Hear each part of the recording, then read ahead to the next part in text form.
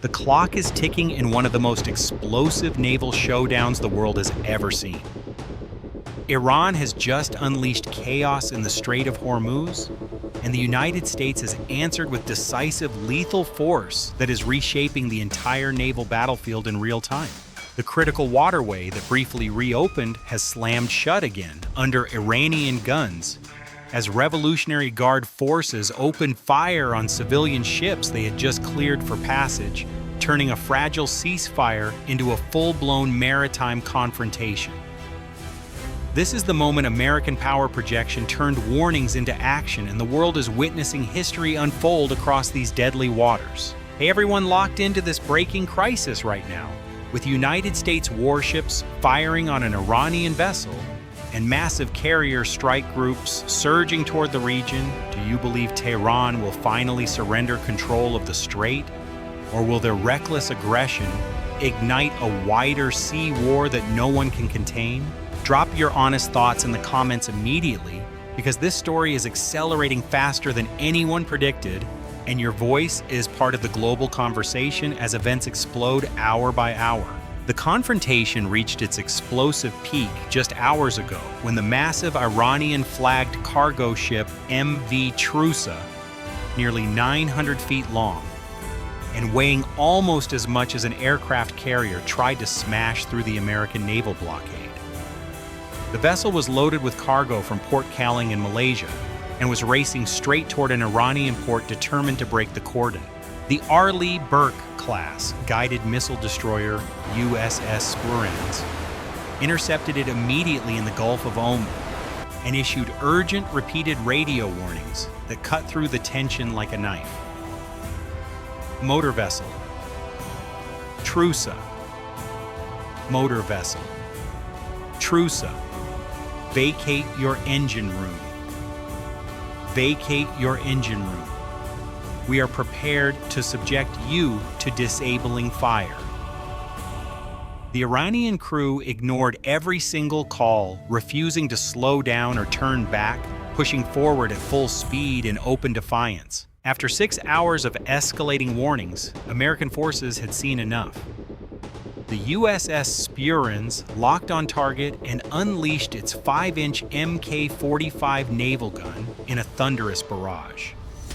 High explosive rounds slammed directly into the engine compartment, ripping through steel and machinery with devastating precision. Thick black smoke poured from the massive hull as the ship lost all propulsion, instantly crippled and drifting helplessly in the water like a wounded beast. The impact was catastrophic, stopping the vessel dead in its tracks and sending a crystal-clear message across the waves. But the USS Gerald is just the tip of the spear in what can only be described as the U.S. total assault. 3 aircraft carriers now encircling Iran with 2,000 Tomahawk cruise missiles locked and loaded, ready to fire.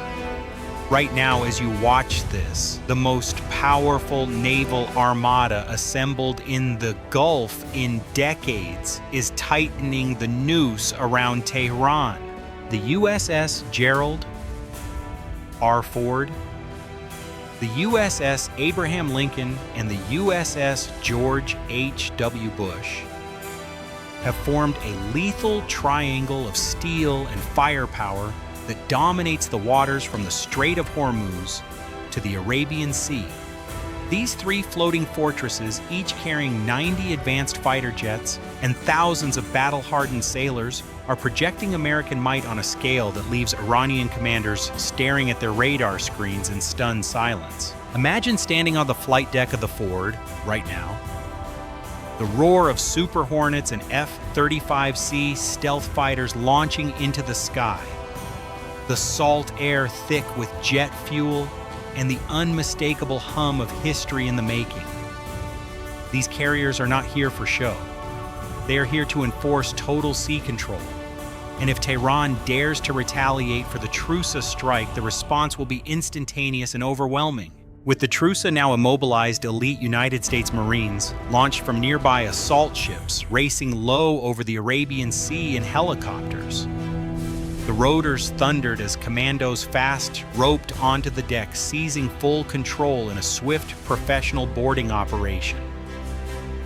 The vessel is now firmly in American custody, with teams inspecting every inch of cargo in real time, exposing whatever secrets the Iranians were trying to smuggle through. President Donald Trump confirmed the dramatic takedown, directly stating that the United States Navy had blown a giant hole in the engine room, and that the ship, which sits on the Treasury sanctions list for prior illegal activity, is now under complete United States control. This was no warning shot. It was a calculated, precise strike that proved the blockade carries real teeth, and that American forces will enforce it with overwhelming power whenever challenged. This single intense naval engagement marks a major escalation because roughly 24 other ships had already turned back after receiving warnings, choosing instead to retreat into Iranian ports rather than test the line. But the Trusa was different. It was not trying to escape, but attempting to force its way back in loaded with cargo, making it a direct violation of the rules. Empty ships may still pass into Iranian waters, but any vessel carrying oil or cargo is now fair game for interception. The United States has evened the playing field completely after Iran first targeted civilian shipping in the Strait, while allowing its own vessels to sail freely for profit. Now every move carries consequences, and the Revolutionary Guard is feeling the pressure like never before.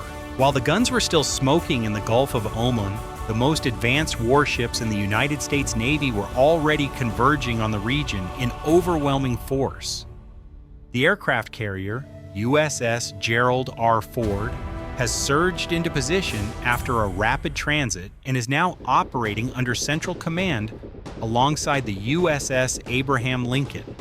Reports confirm the USS George H.W. Bush is en route around Africa, meaning 3 full American carrier strike groups could soon dominate these waters at once. This isn't just a deployment, it's a saturation strike matrix, with the USS Gerald Ford utilizing its EMALS, Electromagnetic Aircraft Launch System, to surge sorties at a record-breaking pace alongside the Lincoln and the Bush.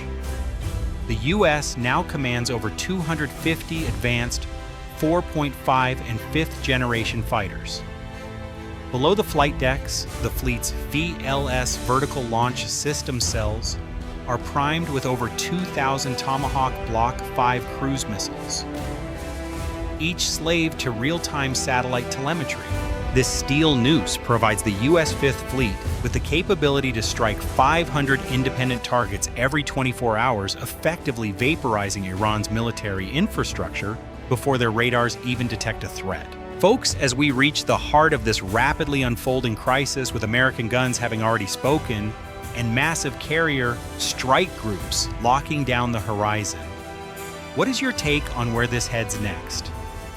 Will Iran continue its dangerous provocations, or will the sight of United States warships dominating these waters force them to the negotiating table before it is too late? Share your predictions in the comments right now, because these next crucial hours could determine the fate of the entire region, and we want to hear from you as the drama intensifies. President Trump laid out the stark reality in a direct message, making clear that Iran violated the ceasefire by firing on ships, including a United Kingdom freighter in the Strait.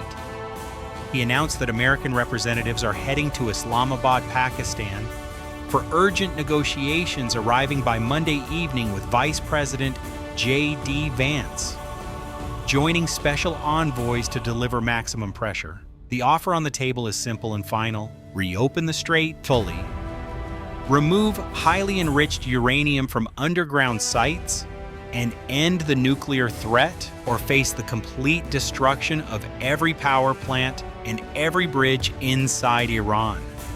No more Mr. Nice Guy. Trump emphasized that the United States loses nothing from the closed passage, while Iran bleeds $500 million every single day in lost revenue. Meanwhile, American oil shipments are surging to Texas, Louisiana, and Alaska, compliments of Iranian overreach. The blockade is working exactly as intended, and Tehran knows it. Inside Iran, the situation grows more chaotic by the hour. The chief negotiator has emerged in a rare television interview, warning that war could restart at any moment while positioning himself as the strong man, ready to consolidate power now that rivals have been sidelined.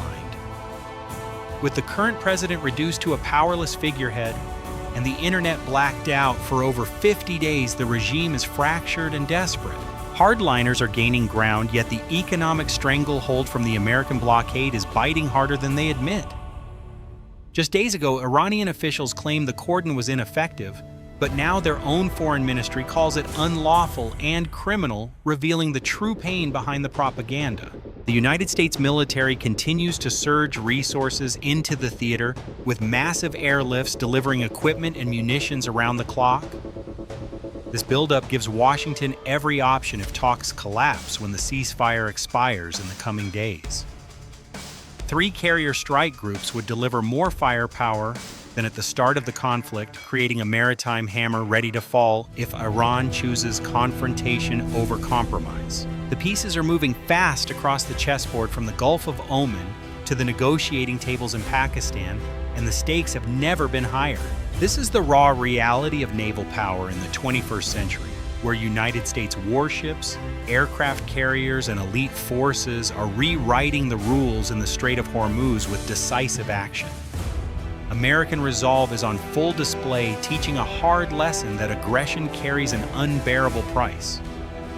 The hunt for defiant vessels continues, the pressure mounts, and the next chapter could ignite at any moment. The diplomatic clock has hit the red zone.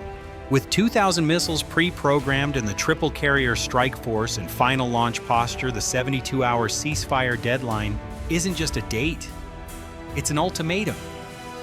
Iran has 2 choices: return to the negotiating table in Islamabad, or watch their entire national power grid and bridge network vanish from the map.